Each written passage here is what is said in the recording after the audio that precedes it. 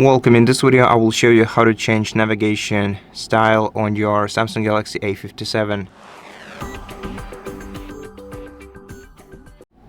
First of all, we have to swipe down the control center and tap the gear icon to open settings. Here in settings we're gonna have to open display menu, and in display menu we're gonna have to find navigation bar.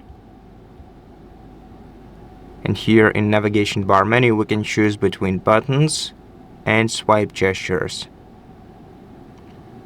So if you select buttons, you will have 3 control buttons at the bottom of your screen, and if you select gestures, you will only have the home bar at the bottom, and the entire navigation is performed using gestures. And that's it. Thank you for watching this video. If it helped you, please consider subscribing to our channel, leave us a like in the comment below, and I'll see you in the next one.